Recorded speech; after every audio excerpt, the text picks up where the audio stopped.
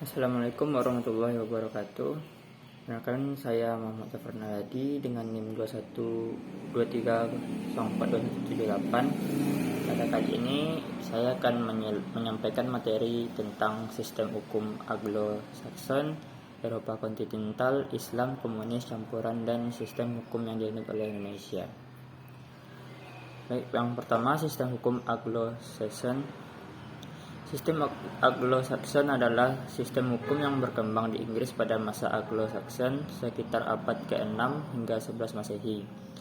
Sistem ini kemudian menjadi dasar bagi perkembangan sistem hukum umum atau common law di Inggris.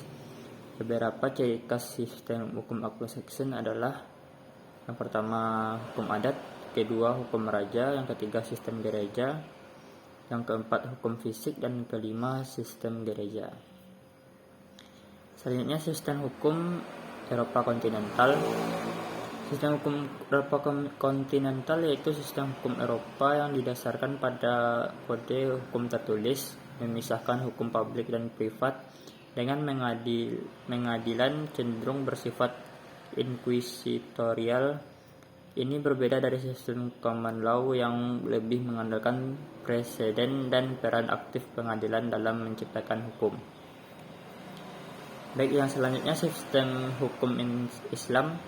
Sistem hukum Islam juga dikenal sebagai syariah atau hukum syariat. Ini adalah sistem hukum yang berdasarkan pada prinsip-prinsip Islam. Sistem hukum ini berlandaskan pada Al-Quran, hadis, dan pemikiran para ulama Islam. Terdapat berbagai interpretasi dan pendekatan terhadap hukum Islam, tergantung pada mazhab atau aliran pemikiran yang dianutnya. Selanjutnya, sistem hukum komunis. Sistem hukum komunis juga dikenal sebagai sistem hukum sosialis. Ini adalah sistem hukum yang berdasarkan pada ideologi komunis atau sosialis. Sistem ini didasarkan pada prinsip-prinsip yang mengutamakan kolektivisme,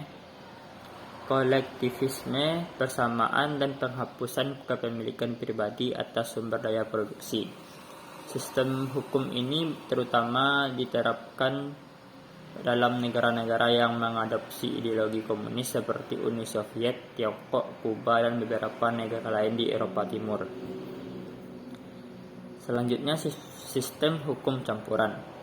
Sistem hukum campuran adalah kombinasi dari berbagai sistem hukum yang ada, seperti sistem hukum umum atau common law, sistem hukum kodifikasi atau civil law, dan unsur-unsur hukum adat atau agama.